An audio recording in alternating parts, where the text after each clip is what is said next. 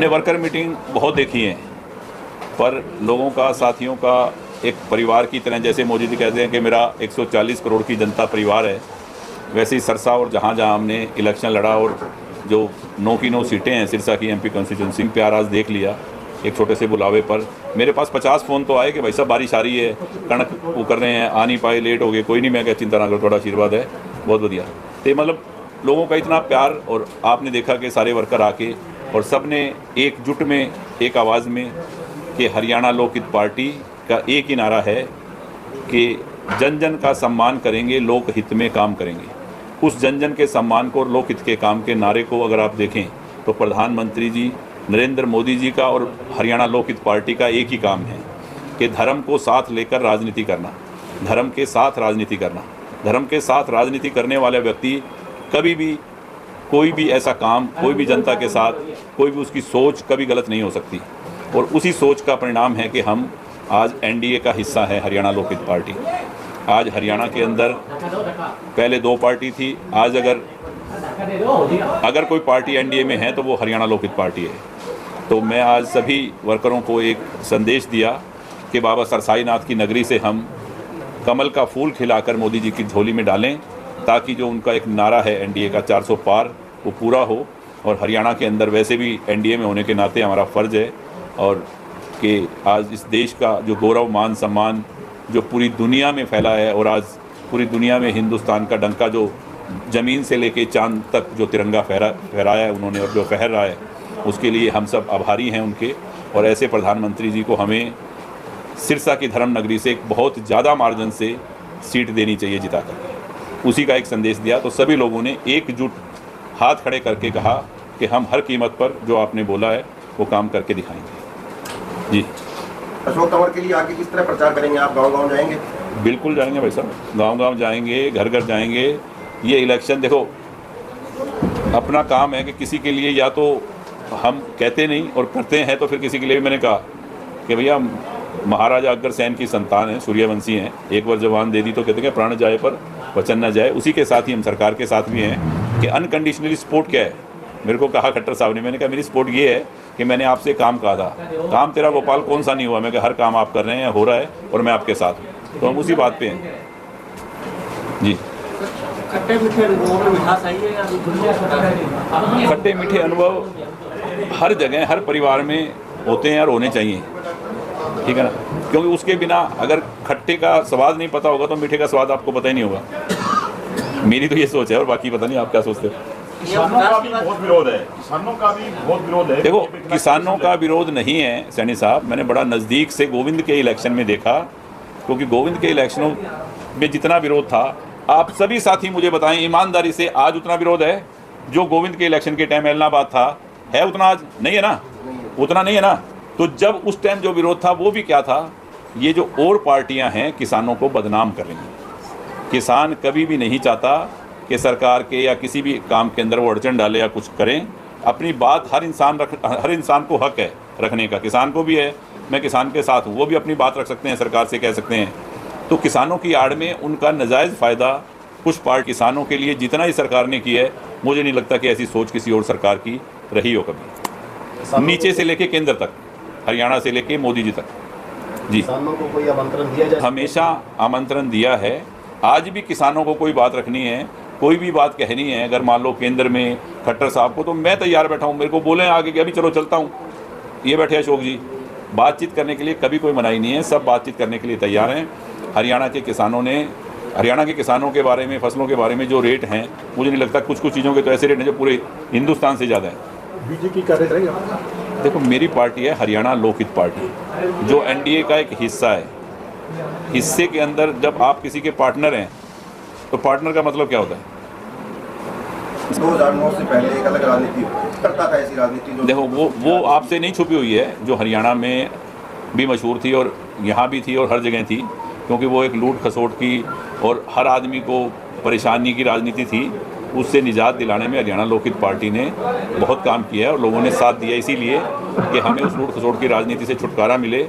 और आज हरियाणा के अंदर कौन है? हरियाणा में देखो, मैं कहूँ कि हरियाणा लोकहित पार्टी है या कोई और पार्टी है, कोई पार्टी नहीं। बात रही अब आपको नाम लेके जो पूछना चाहते हो तो बताऊं, इनेलो की और जेजेपी की, वो अपने वजूद की लड़ाई लड़ रहे हैं, जिंदा रहने की, भी किसी तरह से हमारा चश्मा बचे और चाबी खोने से बचे, और कुछ नहीं है, कहीं से कुछ नहीं होना।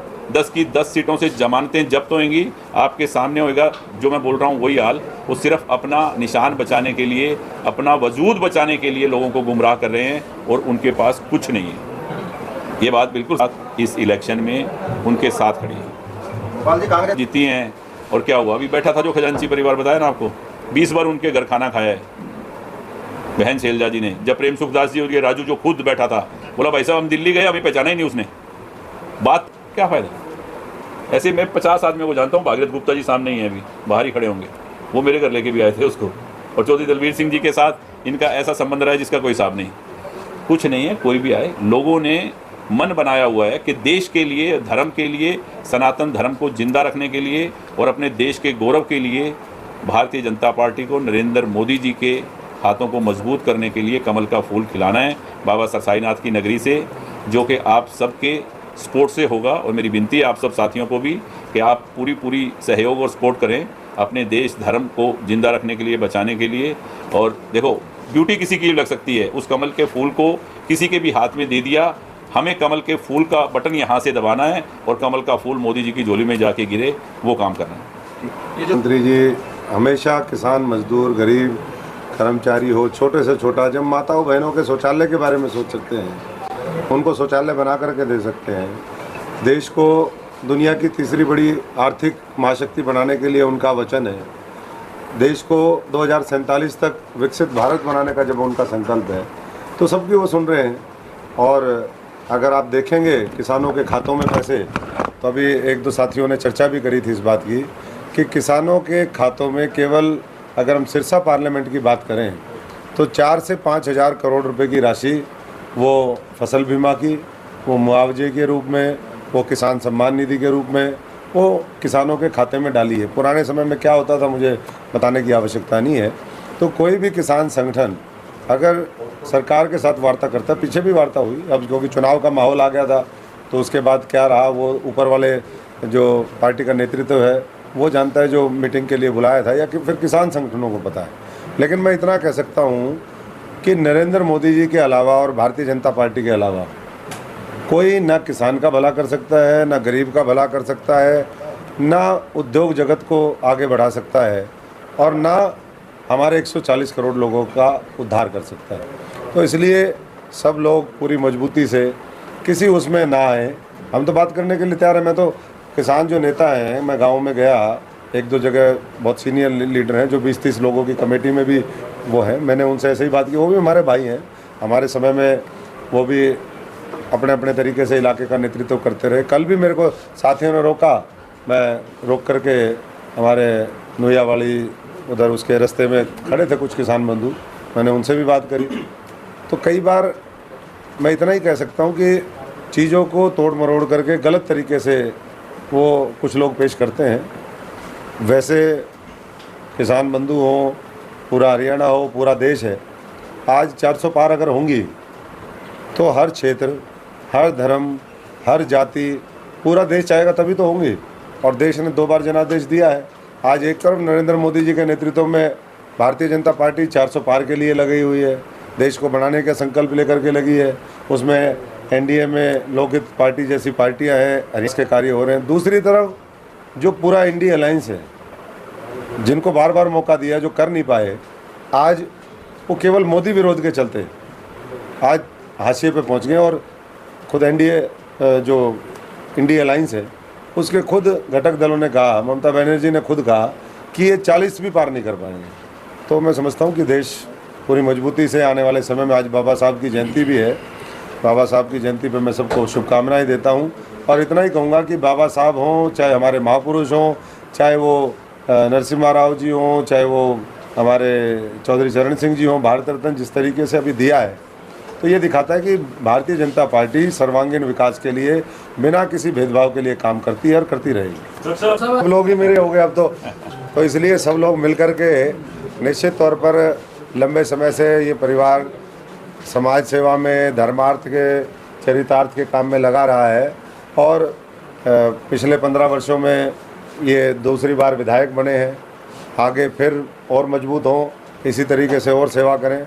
और मिलकर के मैं समझता हूँ कि हम ये एक डबल इंजन ऊपर है दिल्ली और चंडीगढ़ का, एक इंजन यहाँ भी तैयार करेंगे, डबल इंजन अयोध्या भी जाएंगे, सब जाएंगे। वो अपनी जमानत बचाने के लिए चुनाव लड़ेगा, उनको पता है जीत के लिए कोई यहाँ पर गुंजाइश नहीं। डॉक्टर साहब, लंबे समय बाद